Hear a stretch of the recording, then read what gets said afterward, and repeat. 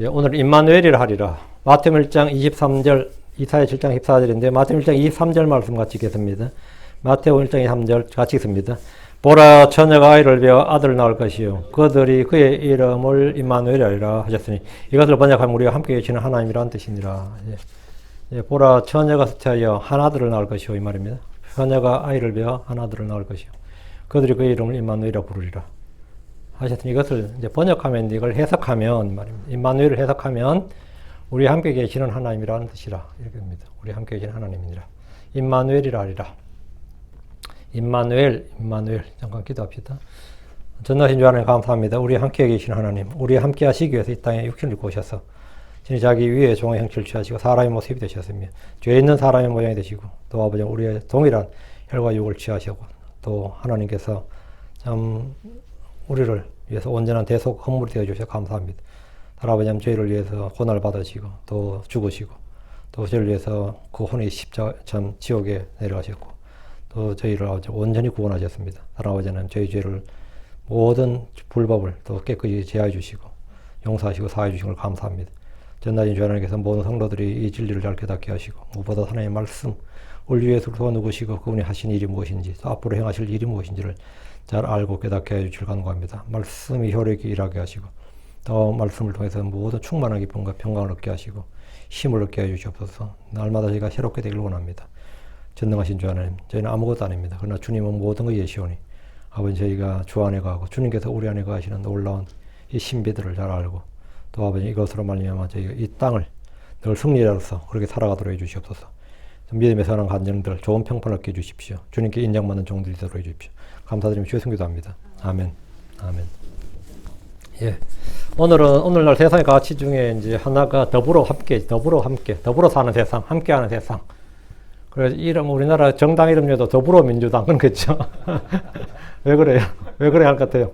더불어가 뭐지? 예. 중요 가치다, 이거. 이 시대의 중요한 가치다요. 홀로가 아니라 더불어. 예. 홀로가 아니라 더불어. 혼자가 아닌 공동체를 강조하는 겁니다. 그리고 한국 사람들은 애들 혼낼 때도 혼낼 벌이 뭐죠? 애를 문 밖으로 쫓아내는 거예요. 그 말은 뭐야? 집에서 나가라, 호적에서 판다. 한국 사람들의 그 벌은 쫓아내는 겁니다. 공동체에서 쫓아내는 거예요. 공동체 일원에서 쫓아내는 거, 그게 벌이야. 미국 사람들은 애들 벌릴 때 뭐죠? 옷장에 가두는 거죠. 쫓아내는 게 아니라 옷장에 가두는 거예요. 어디 감금시켜 가두는 거라고. 이 정반대요. 아웃이고 이전 인이에요. 뭐든 좀 사고 반대인데. 그 자유를 제한시키는 거 이제 버리고 쫓아내는 건 벌이 아니에요. 쫓아내면 우리는 자유로 보이기 때문에 쫓아내는 건 벌이 아니에요. 한국 사람들에게는 쫓아내는 게 벌이야. 예. 우리는 너를 가족으로 인정하지 않는다. 뭐 우리 마을에서 쫓아낸다. 우리 공동체에서 쫓아낸다. 유대도 마찬가지입니다. 그 회당에서 쫓아내는 게 가장 큰 벌이에요. 감옥에 가두는 게 벌이 아니라. 예. 더불어가 굉장히 중요하다 이 말이죠. 이 가치관이. 그러니까 빈부의 격차가 커지고 세대의 갈등이 깊어지고 계층 간 대립이 잦아지면서 함께 더불어 이 말은 더욱 빈번하게 사용됩니다. 사람은 아무도 혼자 살 수 없다. 이제 누구나 동의합니다. 하나님 아담을 지으시고 창세기 2장 18절에 그리고 주 하나님께서 말씀하시되 남자가 홀로 있는 것이 좋지 않도다. 홀로 있는 것은 뭐다? 좋지 않다 하잖아요. 현 세상을 창조하실 때 하나님은 자신이 지으신 모든 걸 다 보시기에 좋았다고 하셨습니다. 하루하루의 창조를 마치신 뒤에 좋았더라. 창세기 1장 4절, 10절, 12절, 18절, 21절, 25절, 31절 전부 다 좋았더라. 이렇게 끝맺습니다. 물론 이튿날은, 둘째 날은 이 말씀 하지 않으셨습니다. 둘째 날은 이 말씀 하지 않으셨어요. 다른 날은 다 이 말씀 하셨는데 둘째 날은 이 말씀 안 하셨다고. 그러나 아담 홀로 있는 것을 보셨을 때 주님은 좋지 못하다고 하셨습니다. 다 좋았더란데 아무 말도 안 하신 게 아니라 사람을 짓고 나서 아담이 뭐라고? 좋지 못하다 하셨어요. 좋지 못하다고 한 최초의 언급은 아담이 홀로 있는 것이었습니다. 그래서 지금 창세기 2장 18절에 그리고 주 하나님께서 말씀하시되 남자가 홀로 있는 것이 좋지 않도다. 내가 그를 위하여 그에게 어울리는 돕는 자 하나를 만들리라 했습니다. 돕는 자 하나를 만들리라 할 때 이 하나라는 말 굉장히 중요합니다. 한글 성경이 이제 하나를 빼버렸는데 왜 그러냐면 주님은 영의 여분이 있었지만 하나를 지으셨다 이래 됐어요. 말라기에.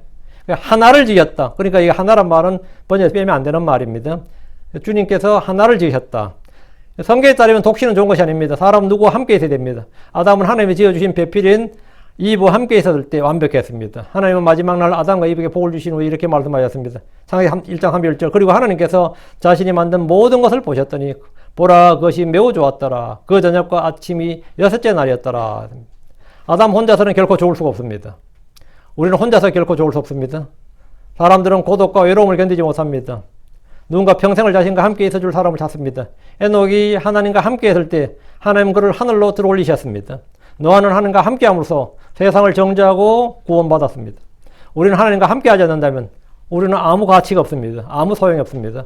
그러나 하나님과 함께 할 때 우리는 참된 가치와 행복과 만족을 맛보게 됩니다.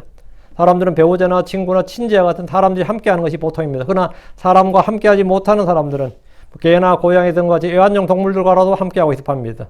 요즘 개와 고양이들이 그렇게 집에 막 소파에 침대 외드림 같아요. 함께하기 위해서입니다. 함께할 사람이 없으니까 뭐 하는 거죠? 함께할 개, 함께할 고양이를 찾는 겁니다. 이게 참 안타까운 일이지 못했던 함께할 사람이 없어서 그래요. 함께할 사람이 있으면 뭐라고 그렇게 하겠어? 요즘은 이제 그것도 잘 안 되는지 자동차나 컴퓨터 같은 오란용 기계와 함께하는 사람도 있습니다. 밤낮으로 그냥 게임에 매달리는 기계와 함께하는 사람들이죠. 그도 저도 안 되면 아예 마약과 같은 약물과 함께합니다. 알코올과 함께하고. 그렇죠? 사람은 반드시 누군가 또는 무엇인가와 함께해야 하는 존재입니다. 그러나 사람이 진정으로 함께해야 할 존재는 바로 하나님이십니다.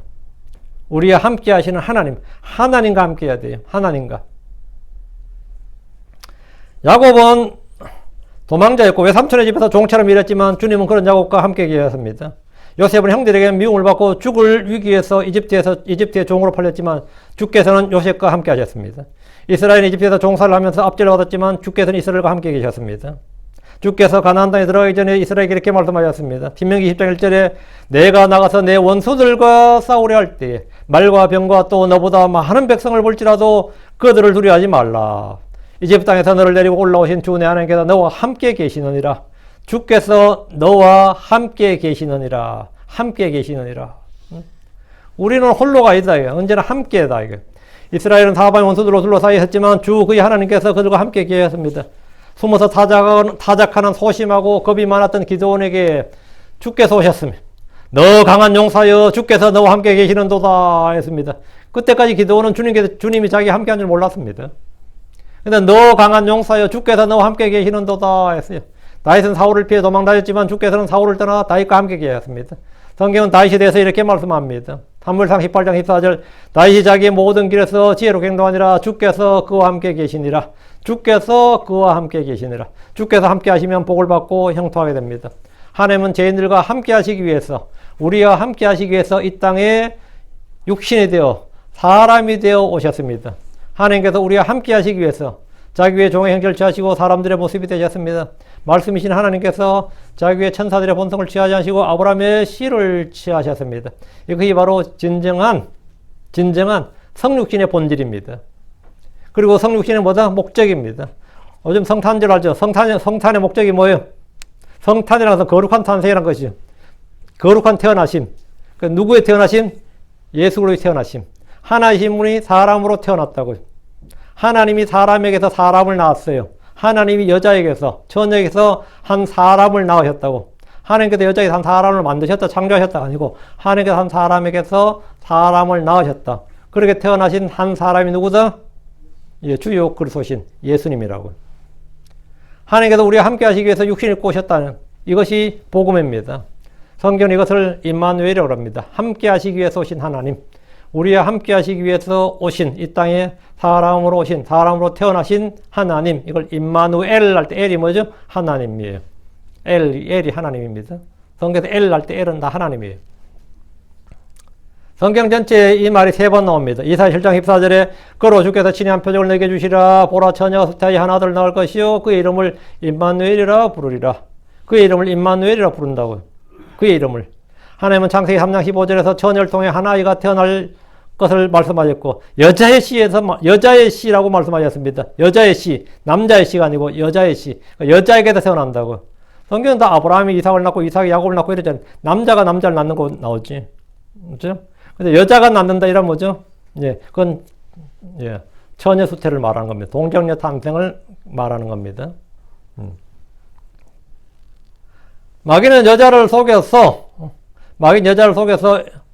예, 인간을 범죄케 함으로써 인간이 더 이상 하나님과 함께 할 수 없게 했습니다. 죄는 하나님과 분리를 가져옵니다. 죄는 하나님과 단절을 불러옵니다.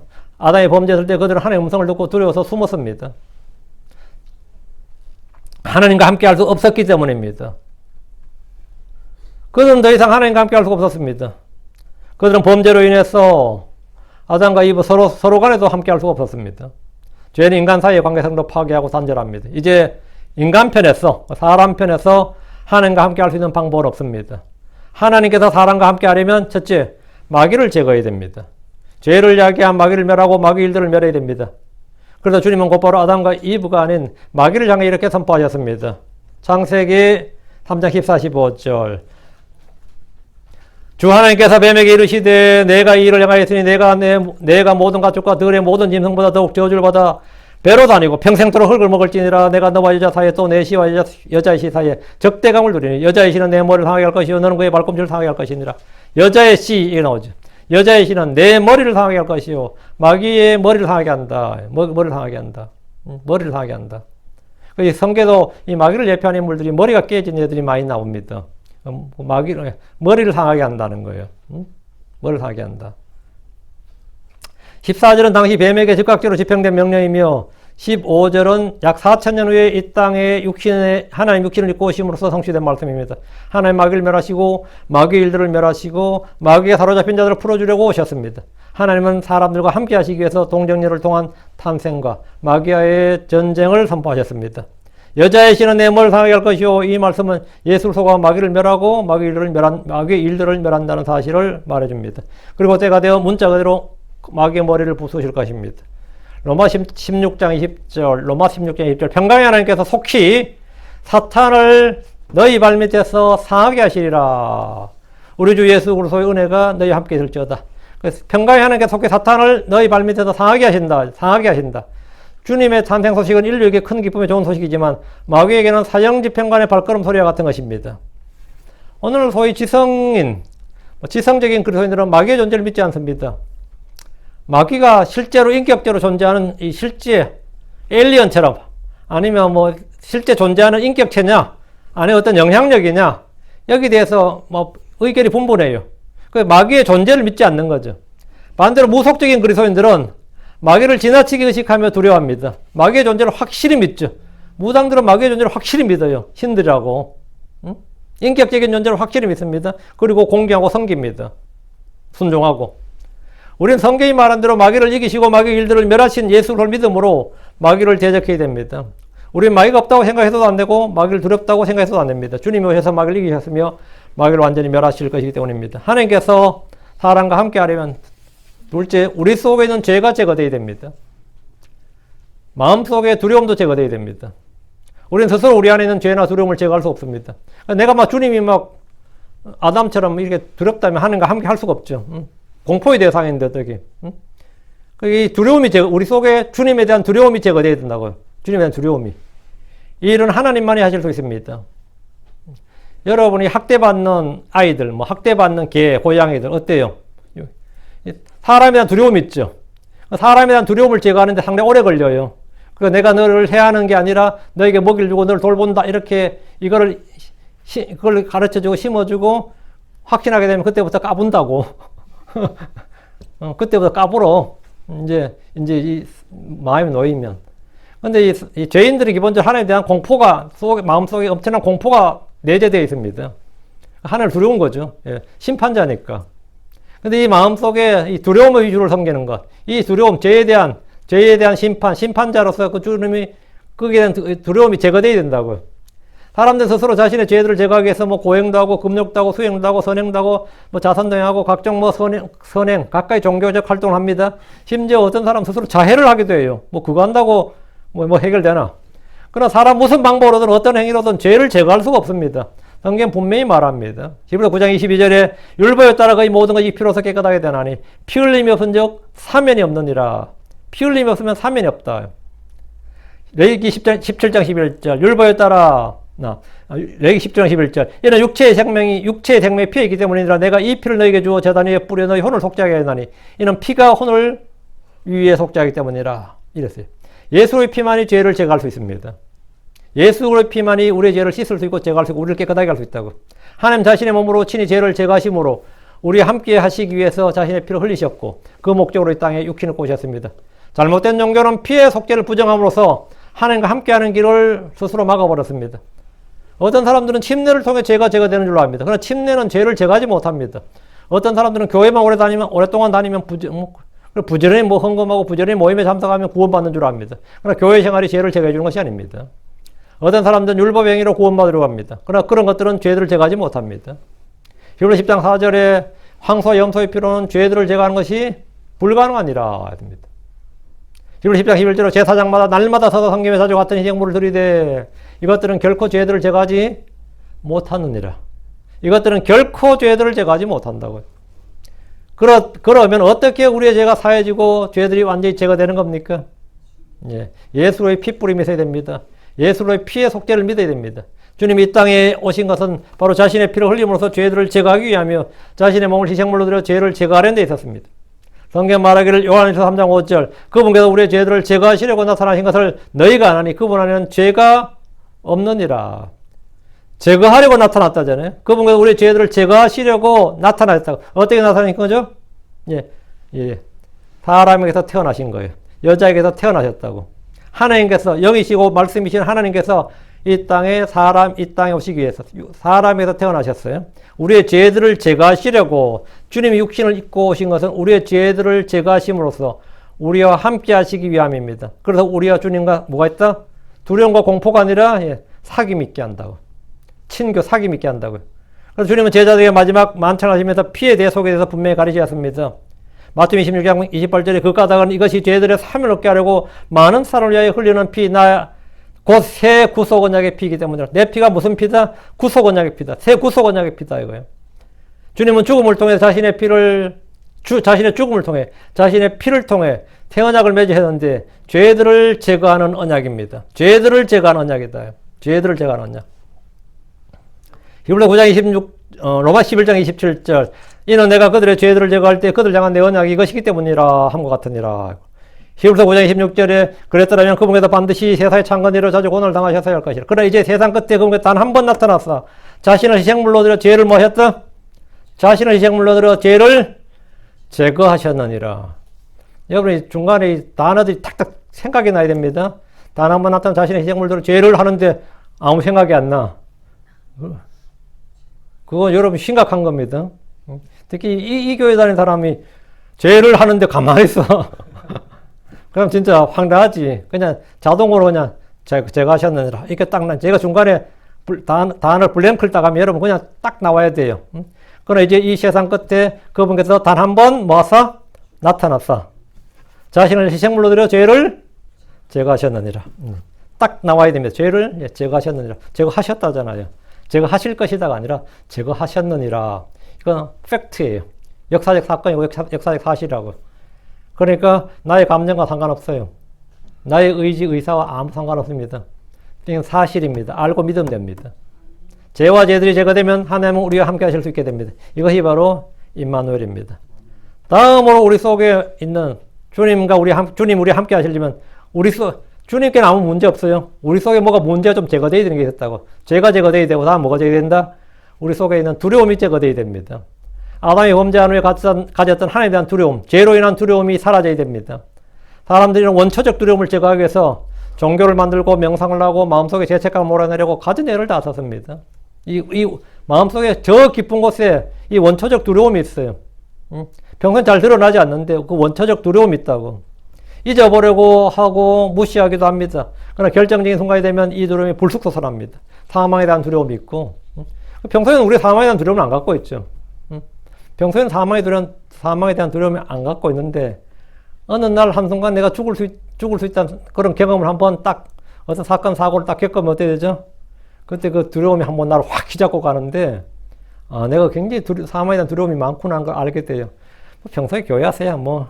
죽는 것이 유익이라 그러고 우리가 자신 있게 아멘하고 목사도 앞에 떠드는데 나도 모르지. 실제로 한번 사망의 공포가 나를 한번 휙 지나가면 그때도 그러면 할 수 있을지는 전혀 다른 문제죠. 그때는 전혀 다른 문제지. 네. 그래가지고 이제 어떤 사람 그러더라고, 뭐. 죽는 게 두려운 게 아니라 사는 게 더 힘들고 더 두렵다 그런데 그 사람이 사망의 두려움에 대해서 몰라서 그렇지. 막상 한번 사망의 두려움을 겪어보면 그렇지도 않을 겁니다. 발버둥 치며 살려고 할 거예요.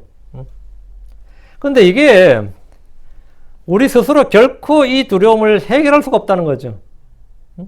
예수를 믿음으로 하나님과 화평의 관계를 맺지 않으면 내 마음속 깊은 곳에, 이 내면 깊은 곳에 잠재된 두려움은 사라지지 않습니다. 사라지지 않아요. 근데 이 두려움을 제거해 주는 게 뭐냐요? 로마서 5장 1절. 그러므로 우리가 믿음으로 그렇게 되었으니 우리 주 예수를 통해 하나님과 화평을 누리느니라. 하나님과 화평을 누리느니라. 이게 peace with God. 하나님과 화평이, 하나님과 적대 관계가 되면 안 되고요. 하나님과 하나님과 적대감. 서로 enemy라고 그러죠. 하나님과 적대감, 하나님과 나하고 이 원수지간이 되면 안 되고, 하나님과 화평을 누려 peace with God이 돼야 돼요. 하나님과 화평의 관계를 맺어야 그 peace with God이 돼야지 내 마음속에 peace of God 이게 와요. 그러니까 하나님과 화평을 해야 하나님의 화평이 내 안에 온다고. 그 하나님과 화평 안 하고 하나님의 화평만 내 안에 오기로 간절히 바라면 그건 말이 안 되는 거고, 하나님과 화평의 관계를 맺어야, 관계가 되어야 하나님의 화평, 하나님의 평강이 내 안에 자리 잡을 수 있습니다. 이 하나님의 평강이 내 안에 자리 잡아야 이 평강이 뭡니까?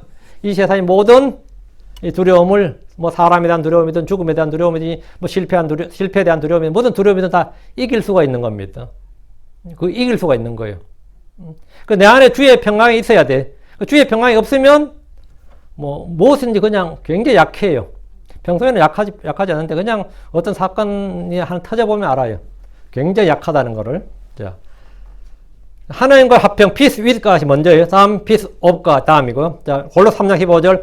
하나님의 화평이, 이게 뭐 of예요. 하나님의 화평이, peace of God이죠. 하나님의 화평이 너희 마음속에서 너희를 다스리게 하라. 너희도 이 화평이 이르도록 한 몸만에서 부르심을 받았으니 감사하는 자가 되라. 이 하나님의 화평이 너희 마음속에서 다스리게 하라. 예수님의 탄생은 하나님에 대한 두려움, 공포를 제거해주기 위한 겁니다. 침례 요한의 아버지 사가랴가 요한이 태어났을 때 성령이 충만하여서 이렇게 예언했어요. 누가복음 1장 69절에 보면 우리를 위하여 구원의 뿔을 자신의 종 다윗의 집에서 이렇게 세우셨기 때문이니 하면서 75절 평생토록 자신 앞에서 거룩함과 의로 두려움 없이 자신을 섬기게 하고자 하심이니라. 그러니까 주님께서 왜 어떠 하셨나? 우리가 평생토록 주님 뭐라고요? 두려움 없이 자신을 섬기게 하고자 하심이니라. 그러니까 우리가 주를 섬긴 것은 자원에서 기쁨으로 섬기는 것이죠. 그러니까 두려움과 공포로 섬기는 게 아니잖아요. 예. 두려움 없이 자신을 섬기게 하고자 하심이니라. 그러니까 사가랴 평 성령을 통해 예수님의 탄생의 의미와 목적을 정확하게 알았던 겁니다. 주님이 죽으시기 전까지 우리와 하나님과는 원수 관계였습니다. 예수 그리스도께서는 우리와 하나님을 화목하게 하기 위해서 주님 자신이 죽으셨습니다. 로마서 5장 10절.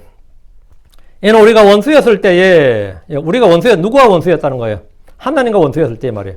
이는 우리가 원수였을 때에 하나님의 아들의 죽음으로 말미암아 하나님과 화해하게 되었을지인데, 화해하게 된 자로서 더욱더 그분의 생명으로 말미암아 구원을 받을 것이기 때문이니라. 하나님과 화해하게 된 자. 예, 크리스천들은 하나님과 화해하게 된 자다. 하나님의 아들 예수로의 죽음을 통해서 화해. 하나님과의 화해, 이것이 복음입니다. 에베소서 16절도 십자가로 그 원수 되게 하는 것을 주기사 친히 십자가로 이 둘을 한 몸으로 하나님과 화해하게 하려 하심이니라. 하나님과 화해되면 뭐 문제될 게 없죠. 하나님과만 화해하게 되면. 지금 이 세상에서도 말이죠. 약한 나라들은 제일 바라는 게 미국과 화해하는 거예요. 여러분 핵할 때 북한이 핵을 왜 만들 것 같아요? 어떻게 하든 미국과 지금 적대 관계가 한 50년, 60년, 70년 이렇게 진행되는데 세월 미국과 좀 화해하는 방법으로 저렇게 꼬장을 피우는 겁니다. 지금 별짓 다 하는 겁니다. 이거 뭐 밑에 남배국가들도 마찬가지예요. 그래야지 뭐가 돼요? 여기 제일 강한 나라와 화해가 돼야 다른 일을 할 수가 있다고. 여기가 적대 관계가 되면 뭐든지 할 수가 없고 다음 일이 안 되는 거예요. 우리 성도들은 누구와 화해가 돼야 되는 거예요? 하나님과 화해가 돼야 돼요. 하나님과 화해가 되고 하나님의 화평이 내 안에 들어와야지 뭐 다음 일이 진행이 된다고. 다음 일이. 만유해 주시고 만왕하신 하나님과 원수된 상태에서 무슨 평안이 있을 수가 있습니까? 있을 수가 없는 겁니다. 아무리 세상에서 잘 먹고 잘 산다고 해도 그것은 신기루에 지나지 않습니다. 하나님 자신의 원수된 우리와 함께 하시기 위해서 육신을 입고 오셨고 죽음을 통해 화해를 이루셨습니다. 하나님 이 십자가를 통해 자신의 사랑을 우리에게 보이셨고 우리는 그 사랑을 통해 마음속 깊은 곳에 있는 두려움이 모두 사라지게 되었습니다. 많은 사람들이 하나님의 사랑을 외칩니다. 하나님의 사랑이 마치 싸구려 엿장수에 가히 흔드는 소리보다 더 하찮게 그렇게 만들어놨습니다. 우리를 향한 하나님의 사랑은 갈보리 십자가에서 발견됩니다. 십자가의 사랑, 이 사랑은 완전한 하나님의 사랑입니다. 그래서 요한일서 4장 18절에 사랑은 결코 두려움이 없고 완전한 사랑이 두려움을 내쫓나니 이는 두려움의 고통이기 때문이라. 두려워하는 자는 사랑 안에서 완전하게 되지 못하였느니라. 사랑에는 결코 뭐가 없다? 두려움이 없고. 그래서 두려움이 없다 이 말은 뭐냐? 타망의 두려움이 없고 지옥에 대한 두려움이 없다. 영벌, 영원한 정죄, 저주 이런 데 두려움이 완전히 사라졌다고요. 사랑에는 결코 두려움이 없고 내가 하나님의 사랑을 깨닫고 이걸 믿는 순간에 내 안에 사라진 것 하나예요. 여러분이 예수 믿었다 그 다음날부터 뭐든지 하는 대로 착착착 잘 되고 그런 건 없을 겁니다. 그렇죠. 그렇게 되면 좋겠지만 여러분이 기대하는 것들이 별로 이루어진 것도 없고 기도를 많이 했지만 잘 안 되는 것도 많고 그럴 거예요. 그래서 예수 믿었을 때 딱 일어나는 것 중에 하나가 뭐냐면 요거예요. 내 안에 있는 허무함, 이 두려움, 이런 공포, 내재적 공포 이런 것들, 사망에 대한 두려움 이런 것이 싹 사라지는 겁니다. 안 사라지는 사람 솔직히 말해봐요. 괜찮아. 쪽팔려 할 필요가 없어. 솔직히 말해봐요. 이 예수 믿고 나서 내가 하는 일마다 잘 되고 하면 다 합격하고 다 성공하고 승진하고 돈 잘 벌고 그거는 무속이고 성경엔 그런 건 없어요. 근데 예수 믿고 나서 내 안에 뭐가 있느냐? 하나님과 화해, 하나님과 화평, 그리고 하나님의 평안이 내 안에 있고 자유가 있고 기쁨이 있고 평안이 있고 무엇보다도 내 속에 예전엔 그렇게 이 가을바람만 불어도 말이죠. 그렇게 허무함이 막 몰려오고 마른 나무 가지 위에서 이런 노래를 불러대다가 그런 게 싹 사라진다고. 그러니까 싹 내 속에 나도 언제부터 보니까 내 안에 허무함이 사라졌다. 저는 제가 어느 날 제 자신을 발견할 때 제일 큰 놀라움이었어요. 내가 그렇게 허무함이 그게 진짜 쌓여 있었는데 그게 어느 날 보니까 싹 사라졌더라고. 싹 사라지고 없어. 그래서 무엇보다 두려움이 사망에 대한 두려움도 없고, 난 하늘의 그 실체가 그렇게 가깝게 느껴진 적이, 그렇게 가깝게 인식된 적이 없어요. 난 킹제임스 성경을 하고 제일 좋은 게 그거였습니다. 이게 모든 게 실체라는 거예요. 하늘이든 휴거든 부활이든 심판이든 모든 게 뜬구름 잡는 이야기가 아니라 생생한 실체였다. 이게 진짜 리얼리티였어요. 그냥 리얼리티가 아니라 슈퍼 리얼리티예요. 진짜 하나님이 리얼 비잉이란 말이에요.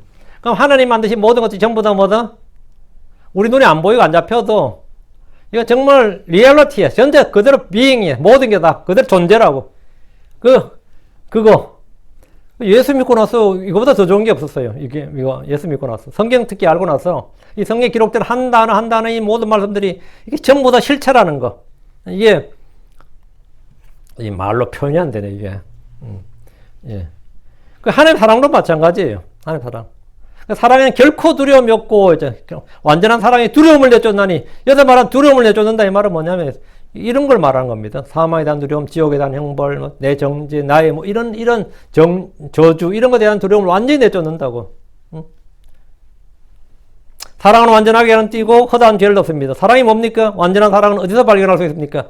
소설이나 영화 속에서 찾으려는 사람들이 현실에서 겪는 허망함은 말로 다 할 수 없습니다. 사랑은 십자가에서 발견됩니다.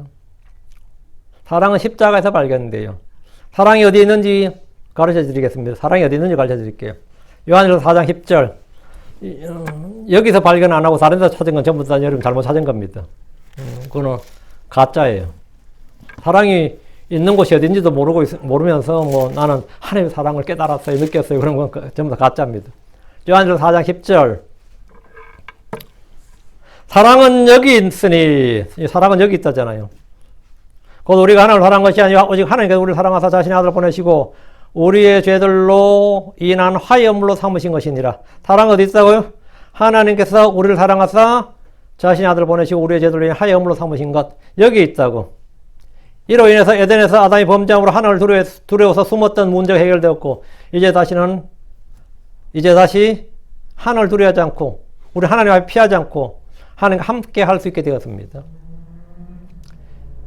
여러분이 그 무속에 빠진 사람들 말이죠. 신내림 받을 때 어떨 것 같아요? 커서 깨든 거 떨쳐버리려고 가진 애를 다 씁니다. 안 받으려고 가진 애를 다 써요. 정말로. 그러다가 어쩔 수 없이 받았다는 사람들이 수많은 간증들이야. 무당들의 간증이 다 그거야. 나는 받기 싫었는데 어쩔 수 없이. 그래서 박수가 되고 무당이 되었다 그러잖아요. 근데 네가 안 받으면 네 자식한테 간다. 이렇게 협박도 받고 막 그러잖아요. 근데 교회에 오니까 나는 목사가 되기 싫었는데 그렇게 해가지고 목사가 됐다. 이런 간증이 막 있더라고, 목사님들 중에. 내가 이런 미친, 성경에 아무리 봐도 그런 예가 없어요. 그거는 성령을 받은 게 아닙니다. 그거는 마귀를 받은, 또 그런 사람들이 광란에서 목사하고 있으면 다 수죽박박합니다. 참 양복 입은 무당들 많아요. 양복 입은 무당들 수두룩합니다. 네. 그런 건 없습니다. 어쨌든 간에. 근데 무당들도 신기 있는 무당이 되려면 마귀의 영으로 충만해야 신기가 있습니다. 그래야 돈도 잘 벌고 용하다 소리도 듣고 제자도 양육하고 절도 짓고 그러는 거예요. 크게 짓고 부흥도 하는 거야. 이 성도들도 주의 영으로 충만해야 돼요. 근데 성도들은 어떻게든 주의 성령이 우리한테 더 충만히 임하도록 더 부어주소서를 외치지. 임하지 마소. 그런 사람 없죠. 안 그래요? 여러분, 주의 성령이 내게 임하지 마소. 이런, 어쨌든 성령이 내 안에 더 충만히 더 임하소서를 늘 기도하고 찬양하지. 노래 부르고. 그래, 왜? 우린 주의 영을 두려워하지 않는단 말이죠. 두려워하지 않는 정도가 아니라, 기뻐하고 환영하고, 내 안에 충만하소서지. 그게 차이예요. 우리는 두려워하는 영을 받지 않았단 말이죠. 우린 두려워하는 영을 받지 않았어요. 왜? 하나님께서 우리를 사랑하사. 자신의 아들을 보내시고. 하나님께서 나를 사랑하사. 예수께서 나를 사랑하사. 우리를 위해서, 나를 위해서 나를 사랑하사. 나를 자신을 주셨다. 이게 다, 나를 사랑하사. 우리를 사랑하사. 이게 핵심이에요. 우리를 사랑하사. 그러니까 이제 사랑의 관계가 된 거죠. 두려움의 관계가 아니라 사랑의 관계가 된 거예요. 예. 그래서 우리는 이제 하나님과 함께 할 수 있게 된 겁니다. 하나님 예수로의 탄생을 걸어 그분의 이름을 임마누엘이라 이렇게 부르셨습니다. 하나님의 수많은 이름 가운데 우리에게 가장 복된 이름이라면 당연히 임마누엘입니다. 임마누엘의 뜻이 뭐죠? 마태는 이사야서를 인용하면서 그의 의미를 정확히 해석해 줬습니다. 보라, 처녀가 아이를 베어 하나들 낳을 것이요 또 그들이 그 이름을 임마누엘이라 부르리라. 이것을 해석하면 우리와 함께 계신 하나님이로다. 하나님이니라. 처녀가 낳은 하나들이 임마누엘이라는 것은 그분이 우리와 함께 계신 하나님. 예수는 뭐다? 우리와 함께 계시는 하나님이라 부른다고요. 우리가 하나님의 아들 하나님이라 부르는 거예요. 처녀가 낳은 하나들이 위대한 선생이나 구도자나 정치가나 장군이나 영웅이나 성현이 아니라 하나님이라는 겁니다. 동정녀 마리아가 낳은 하나들은 천사가 아닙니다. 서인군자나 종교 창시자가 아닙니다. 위대한 선지자가 아닙니다. 여자를 통해 나온 하나들은 임마누엘, 즉 우리와 함께 계시는 하나님이었습니다. 하나님이 난 것이 아니라면 아무 의미가 없습니다. 임마누엘은 잠시 동안 우리 함께 계신 하나님이 아니라 영원히 우리 함께 계신 하나님입니다. 영원히 우리 함께 계신 하나님입니다. 주님 우리와 함께 계십니다. 이는 더 이상 헤어지거나 분리나 단절이 없다는 겁니다. 하나님 일시적으로가 아니라 영원히 우리와 함께 계십니다. 내가 너희와 함께 한다. 주님은 자기를 믿는 성도들과 잠시도 떨어져 계시지 않습니다. 마태복음 28장 1절에 무엇이니 내가 너에게 명령한 모든 것을 지키도록 그들을 가르치라. 그리고 보라 내가 너희와 항상 심지어 세상 끝까지 너희와 함께 있느니라. 아멘. 내가 너희와 항상 심지어 세상 끝까지 너희와 함께 있느니라. 임마누엘은 우리와 함께 계시는 하나님이라는 뜻으로 우리를 버리지도 떠나지도 않습니다. 우리를 내쫓지도 않고요. 요한복음 6장 한 절절에 아버지께서 내게 주시는 모든 자는 내게로 올 것이요 또 내게 오는 자는 내가 결코 내쫓지 아니하리라. 하나님은 항상 우리와 함께 계십니다. 이제 주님이 다시 오시면 우리는 얼굴과 얼굴을 맞대고 주님을 볼 것이며 영원히 항상 주님과 함께 지내게 될 겁니다. 데살로니가서 4장 10절에 그 뒤에 살아서 남아있는 우리가 그들과 함께 구름 속으로 채 올라가 공중에서 주를 만나리라. 공중에서 주를 만나리라. 휴거죠. 그리하여 우리가 항상 주와 함께 있으리라. 그리하여 항상 우리가 주와 함께 있으리라. 우리는 더 이상 혼자가 아니며 단독자가 아닙니다. 우리는 주님과 함께 살며 함께 걷습니다. 하나님 우리와 함께 계시다면 우리는 어떤 것도 문제될 수 없습니다. 이제 성경을 통해 임마누엘의 하나님의 예를 좀 살펴보겠습니다. 아브라함이 하나님과 함께 있었을 때 그는 위대한 족장이요 믿음의 조상이 되었습니다. 주의 대적들이나 원수들조차도 하나님께서 아브라함과 함께하는 줄을 알았습니다. 창세기 21장으로 갑니다. 22절. 창세기 21장 22절. 그때 아비멜렉과 그의 군대의 총대장 비골이 아브라함에게 말하 이르되 내가 행하는 모든 일에서 하나님께서 너와 함께 하시는도다. 내가 행하는 모든 일에서 하나님께서 너와 함께 하시는도다. 이방인들이 아비멜렉과 비골이 말이죠. 아브라함에게 증언하잖아. 하나님 너와 함께 계신다고. 하나님 네가 하는 모든 일에 함께 하신다고. 그런 나그네로서 남의 땅에 가면서 그 땅의 왕이었던 아비멜렉을 책망할 수 있었고 협상을 구걸한 것이 아니라 도리어 구걸을 받았습니다. 그의 힘은 물리력이나 경제력이 아니라 하나님이 그와 함께 하시는 데서 온 겁니다. 임마누엘의 하나님은 우리를 원수들의 땅에서도 원수들을 호령하는 권세를 줍니다. 승리하는 압도하는 힘을 줍니다. 그게 뭐 임마누엘의 하나님입니다. 우리와 함께 하시는 하나님. 이삭도 마찬가지였습니다. 이삭이 부자가 되자 블레셋 사람들은 시기하여 이스라엘의 이삭의 우물들을 틀어막아 메워버렸고 아비멜렉은 축계명령을 내렸어요. 추방을 했다고. 우리에게서 떠나가라 이렇게. 이 땅에서 떠나라 이 말이죠. 그럼 이삭이 어디로 가요? 그는 이동하여 우물을 다시 파는데 이번에는 그 아래 목자들이 시비를 걸었습니다. 그는 계속 도망 다녀야 하는 신세였습니다. 이삭이 이런 위기에 처했을 때 아주 공경과 궁핍에 처한 거죠. 하나님이 이삭에겐 너와 함께 하겠다고 하셨습니다. 이게 해결책이었습니다. 힘든 때에 힘이 되는 친구 하나도 감사한 일인데 하나님께서 내가 너와 함께 하겠다 이랬어요. 창세기 26장 24절에 바로 그 밤에 주께서 그에게 나타나 말씀하셨더라. 나는 내 아버지 아브라함의 하나님이 두려워하지 말라. 내 종 아브라함으로 인하여 내가 너와 함께하고 내게 복을 주어 내 시를 번성하게 하리라 했습니다. 내가 너와 함께하고 내가 너와 함께하고 하나님 함께 했을 때 이삭을 괴롭히던 주변 민족들이 이렇게 말했습니다. 창세기 26장 28절 그들이 말하되 주께서 너와 함께 계심을 우리가 분명히 보았으므로 우리가 말하기를 이제 우리 사이 곧 우리와 너 사이에 맹세를 맺고 우리가 너와 언약을 맺으리라. 이제 더 이상 너를 쫓아내거나 그렇게 안 하겠다. 괴롭히지 않겠다 이거죠. 왜? 주께서 너와 함께 계심을 우리가 분명히 보았다. 주께서 너와 함께 계심을 우리가 봤다. 그러니까 이 정도의 간증이면 뭐 굉장한 거죠. 주변의 사람 믿지 않는 하나님을 알지 못하는 사람들이 이 믿는 신자들 아브라함이나 이삭을 볼 때 주님이 저와 함께 한다. 쟤는 건드려서는 안 되겠구나. 이렇게 안다는 거지. 이렇게 안다는 거예요. 근데 아브라함이나 이삭은 그런 게 아니었단 말이죠. 사람들이 어떻게 하나님께서 너와 함께 계시는 보고 있잖아. 하나님께서 너와 함께 계시는 보고. 분명히 봤다잖아요. 그들은 오히려 이삭을 두려워했습니다. 양보와 패배로 일관했던 이삭이 실상은 값진 승리를 쟁취한 겁니다. 이는 하나님이 함께 하셨기 때문입니다. 인생 역전이죠.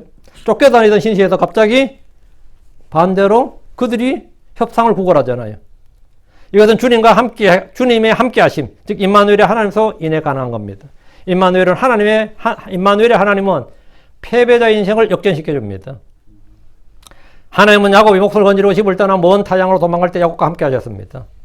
창세기 28장 15절 또 보라 내가 너와 함께 있어 내가 가는 모든 곳에서 너를 지키며 너를 이끌어 이 땅으로 다시 돌아오게 하리라. 이는 내가 내게 말한 것을 다 이루기까지 너를 떠나지 아니할 것임이니라. 내가 너와 함께 있어 너를 떠나지 아니할 것임이니라. 그 야곱 인생이 그때부터 빛나는 인생을 산 건 아니에요. 여러분 아시다시피 야곱 바단 나라면서 사실 20년간 거의 종살이 하듯이 했습니다. 사기당하고 라반한테 농락당하고 참 굴욕의 인생을 살았지. 근데 그때도 주님 어땠다는 거죠? 내가 너와 함께 있어? 예, 너를 떠나지 않을 것입니다. 주님은 야곱의 도망자길 뿐 아니라 평생을 함께 해주셨습니다. 그는 혼자 산 것 같지만 언제나 주님이 함께 동행하셨습니다. 그 결과 그는 무사히 고향으로 돌아설 뿐 아니라 이스라엘 12지파의 머리가 되었습니다. 임마누엘의 하나님은 도망자 야곱을 돌이켜서 민족의 머리 창시자로 만들어준 겁니다. 주님은 살인자로 광야로 도망쳐 모세와 함께 하셨습니다. 주님께 3장 12절에 그분께서 이르시되 내가 반드시 너와 함께 하리라. 내가 백성을 이집트에서 데리고 나간 뒤에 너희가 이 산에서 하나님을 섬기리니 너희에게 이것이 곧 내가 너를 보낸 증표가 되리라. 내가 반드시 너와 함께 하리라. 내가 반드시 너와 함께 하리라. 사람들은 흔히 모세의 지도력이나 모세의 리더십에 대해서 이야기합니다. 그러나 모세의 지도력은 이미 40년 전에 바닥이 나서 한 명의 백성도 지도하지 못했습니다. 모세는 이집트에 있는 이스라엘 사람이 다 한 명도 모세를 지지하거나 따르지 않았어요. 그는 자신의 능력으로 유대인들을 구원하기는 고사하고 살인자로 들통이 나서 미디안 광야로 도망을 가야 했습니다. 그러나 자신의 모든 지혜와 능력을 잃어버린 80의 나이에 하나님이 함께 하셨을 때 하나님 함께 하셨을 때 위대한 지도자가 되었습니다. 지도력과 지휘력과 영적 권위 같은 힘은 오직 하나님이 함께 하실 때 주어지는 겁니다. 하나님 함께 하심. 임마누엘의 하나님은 졸자들, 패자들의 인생들에게 지도력, 영적 지도력과 영적 권위를 갖추게 합니다. 주님 광야 이스라엘 백성들과 함께 하셨습니다. 그들이 불평할 때도 범죄할 때도 우상을 만들어 섬길 때도 주님은 그들과 함께 하셨습니다. 40년을 하루같이 목자가 양을 인도하는 것 같이 인도하셨습니다. 하나님이 함께 하셨기 때문에 그들이 이집트의 노예 백성에서 가나안 정복 민족들을 정복한 정복 민족으로 우뚝 솟아오르게 되었습니다. 정복 국가로서의 힘을 보여주지 못하면 주의 민족들의 밥이 되고 맙니다. 노예 백성으로 그냥 들어와서 살았다면 그들은 가나안 민족에게 완전히 동화되어서 역사에서 사라지고 말았을 겁니다. 그러나 하나님이 함께 하셨을 때 이집트에서 탈출은 물론이려니와 가나안의 모든 민족들을, 부족들을 힘으로 정복할 수 있는 강력한 국가가 될 수 있었던 겁니다. 그들이 광야에서 경제력을 키운 것도 아니고 외교를 잘 맺어 외세를 입은 것도 아닌데 어떻게 여리고성을 비롯해서 강력한 가나안 부족들을, 그것도 자기들보다 더 큰 7 부족들을 정복할 수 있었던 겁니까? 하나님이 함께 하셨기 때문입니다. 임마누엘의 하나님은 우리를 죄의 노예에서 승리를 주시는 정복자로 이끄시는 하나님입니다. 주님께서 여호수아와 함께 하셨습니다. 여호수아 1장 9절에 내가 내게 명령하지 아니하였느냐 마음을 강하게 하고 크게 용기를 내라 두려워하지 말며 너는 놀라지 말라 내가 어디로 가든지 주 내 하나님이 너와 함께 하느니라 뭐예요? 그는 모세의 뒤를 이어서 모세보다 더 큰 일을 해야 했습니다. 모세는 가나안 앞까지만 인도하고 죽음을 맞았습니다. 이제 여호수아는 가나안 부족들을 정복하고 그들의 땅을 차지하는 과업을 맞았습니다. 그에게 필요한 것이 무엇이겠습니까? 강력한 여당, 군부의 절대적 지지, 백성들의 압도적인 여론이 아니라 하나님의 함께 하심이었습니다. 하나님은 여호수아와 함께 하심으로 33번의 전투를 아이성에서 단 한 번의 패전을 제외한 전승으로 이끌었습니다. 우리 모두 그리스도의 군사로서 여호수아와 같이 전쟁을 수행해야 됩니다. 인간의 힘으로는 승리가 불가능한 전쟁을 연전연승할 수 있었던 그런 연정연승할 수 있는 것은 전적으로 주님의 함께 하심으로만 가능합니다. 임마누엘의 하나님은 우리를 승리케 하시는 하나님입니다. 주님은 숨어서 타작하는 농부 기도원과 함께 하셨습니다. 사사기 6장 12절에 주의 천사가 그에게 나타나 그에게 이르되 너 강한 용사여 주께서 너와 함께 계시는도다 했습니다. 사사기 6장 16절에 주께서 그에게 이르시되 내가 반드시 너와 함께 하리니 내가 한 사람을 치듯 미디안 족속을 치리라. 당시 이스라엘은 완전히 패망 직전이었습니다. 그들은 산으로 도망하여 피난 생활 같은 그런 생활을 하고 있었습니다. 그들은 나라를 회복할 만한 능력이나 전략이 전혀 없었습니다. 무엇보다 가장 급한 것은 백성들을 하나로 모으고 방향을 제시해 줄 지도자가 없었다는 겁니다. 이때 주님은 기도원과 함께 하시겠다고 하셨습니다. 내가 너와 함께 하리라. 하나님께서 함께 하셨을 때 기도원은 300용사만으로도 미디안 족속을 완전히 물리쳤습니다. 그들의 무기는 최첨단 무기가 아니라 나팔과 빈 항아리였습니다.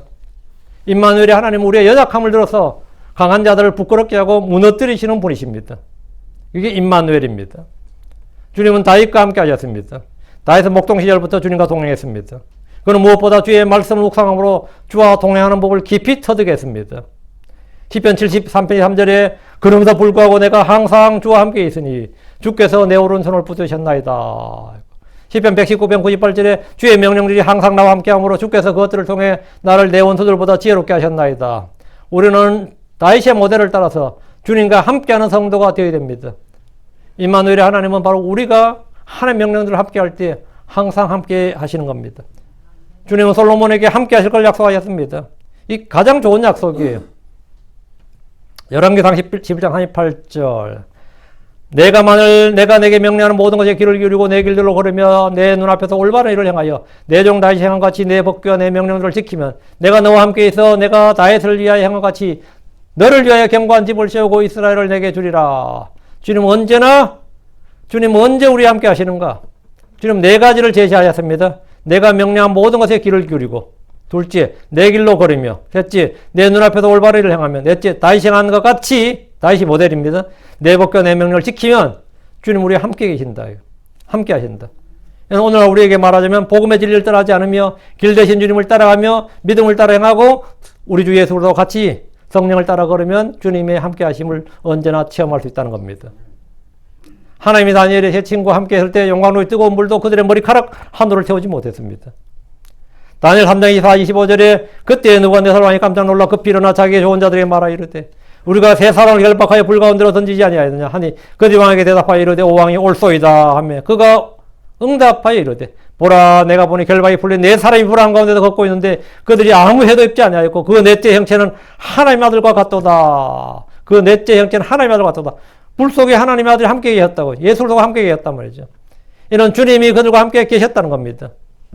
이사야 43장 2절 내가 물 가운데로 지나갈 때 내가 너와 함께하리라. 강들을 건널 때 강들이 내 위로 넘쳐 흐르지 못하여 내가 불 속을 걸어갈 때 타지도 아니하고 불꽃이 너를 사르지도 못하리라.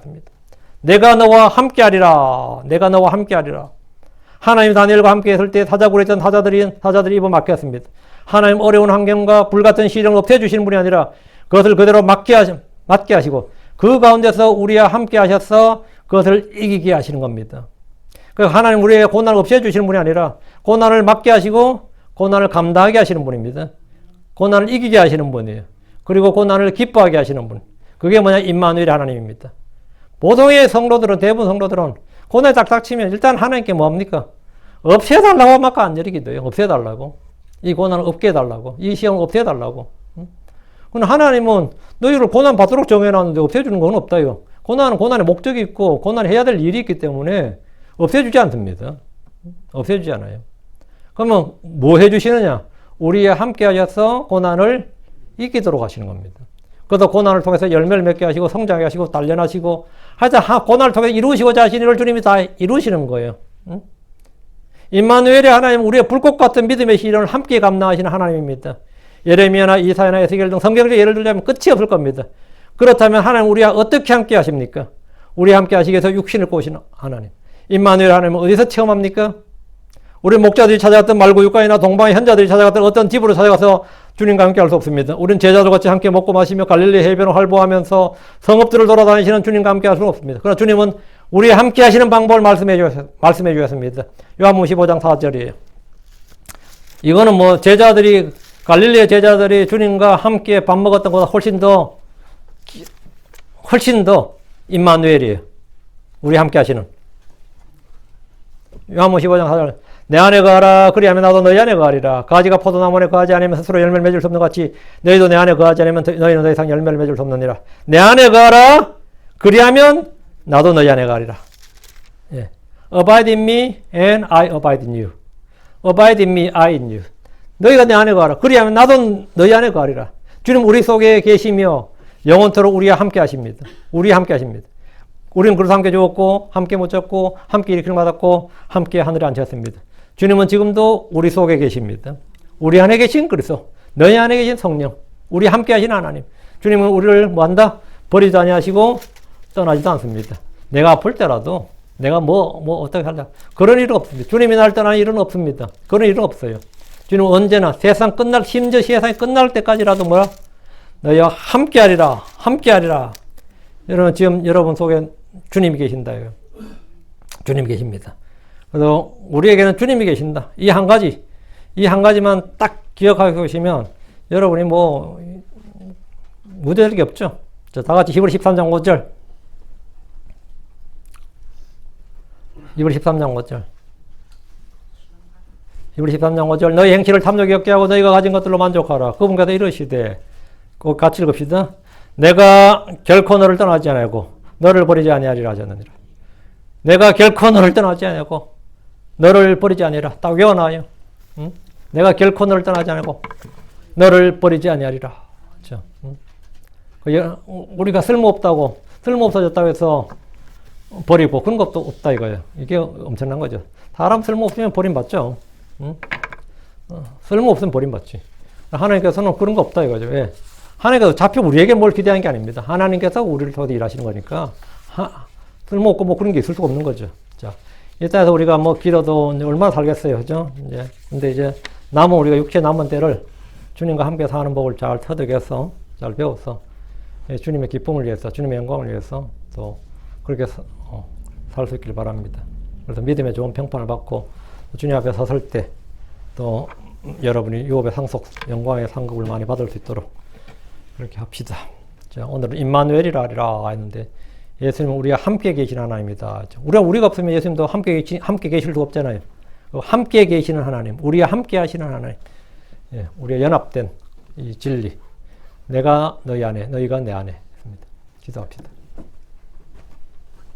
기대하시고 그의 이름을 임마누엘이라 하리라 하신 대로 주 예수께서는 이 땅에 육신을 꼬셔서 우리 함께 하시고 지금 성령으로 우리 속에 거하시며 우리 안에 계십니다.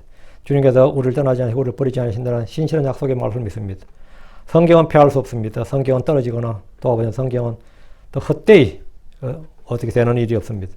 전능하신 주 하나님 1.1억도 사라지지 않아요. 하늘과 땅이 없어지지 않아 이 말씀에 근거해서 제가 주님의 신실하심 또 주님의 함께하심을 믿습니다. 사랑하는 아버지 하나님께서 주의 성령을 저에게 충만케 해주시고 주의 은혜를 넘치게 부어주셔서 저희가 주님과 함께 이 땅을 참 이 육신의 남은 대로 살아가게 하시며 또 저희가 이 땅을 떠날 때 영원토록 주님과 함께 사는 그 복을 저희가 체험적으로 지금 미리 이 땅에서 알고 그 기쁨으로 충만하게 해주십시오. 전능자주 하나님 모든 성도들이 참으로 이 땅에서 절망하거나 낙담하거나 두려워하거나 이렇게 어떤 불안해하거나 초조해하고 이런 것이 없이 평안과 기쁨과 안식과 자유를 누리게 하시고 참된 그 하나님 주시는 이 참된 성령의 열매들 많이 맺도록 해주시길 간구합니다. 그래서 모든 성도들이 참 순례의 길에서 참 낙담하지 않고 낙심하지 않게 하시고 참으로 기쁨으로 주님을 찬양하고 영광을 돌리는 그런 하루하루를 살아가도록 도와주십시오. 감사드리며 주의 성기도합니다. 아멘.